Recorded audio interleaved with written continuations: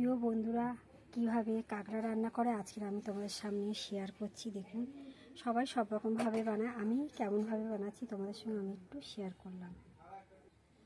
আমি এই কাঁকড়াটা রান্না করছি, তোমরা একটু ধৈর্য সহকারে পুরো ভিডিওটা দেখার চেষ্টা করবেন। প্রথম আমি কাঁকড়াগুলো ভেজে নেব। তো হলুদের গুঁড়ো, স্বাদ মতো লবণ দিয়ে আমি এটাকে একটু ভেজে নেব। লাল লাল করে ভেজে তুলে নেব। দেখুন, লাল লাল করে ভেজে তুলে নিলাম। এবার দিয়ে দিলাম কালো জিরে, কাঁচা লঙ্কা ফোড়ন দিলাম। এবার কাঁচা লঙ্কা দেওয়ার সময় আমরা একটু সাবধানে দিই। পেঁয়াজ কুচি দিলাম। আমি এখানে 3টে পেঁয়াজ দিয়েছি, মাঝারি সাইজের। পেঁয়াজটা একটু লাল লাল করে ভেজে নেব। এবার দিয়ে দিলাম টমেটো কুচি। পেঁয়াজ লাল লাল করে ভাজা হয়ে যাওয়ার পরে দিয়ে দিলাম টমেটো। মাঝখানে দিয়ে দিলাম আদা রসুন বাটা। এটা একটু ভেজে নেব।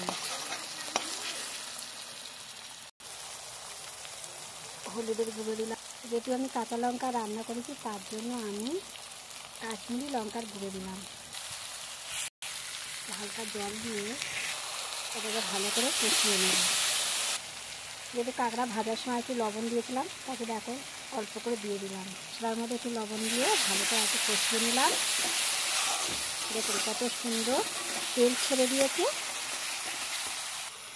মশলা যত কষবে তত তরকারির স্বাদ বাড়বে।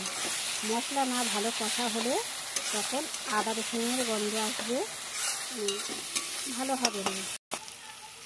কাঁকড়াগুলো ভেঙে দিলাম। একটু গরম জল দিলাম। আপনারা সবসময় চেষ্টা করবেন যে কোনো মাছের তরকারি হোক, যে কোনো তরকারিতে গরম জল দেওয়ার। গরম জল দিলে তরকারির স্বাদটাই আলাদা আসে। দেখুন বন্ধুরা, কত সুন্দর কালার এসছে। দেখুন ভালো করে ফুটে উঠেছে। এরপরে দিয়ে দিলাম সর্ষে, পোস্ত আর চালমগজ, 3টে জিনিস মিক্সার মেশিনে পিষে আমি দিয়ে দিলাম। দেখুন, এটা খেতে দারুণ লাগে। আমি তো কাঁকড়া রান্না করি এরকম পদ্ধতি দিয়ে। আমি একটু ধুয়ে জল দিয়ে দিলাম। একটু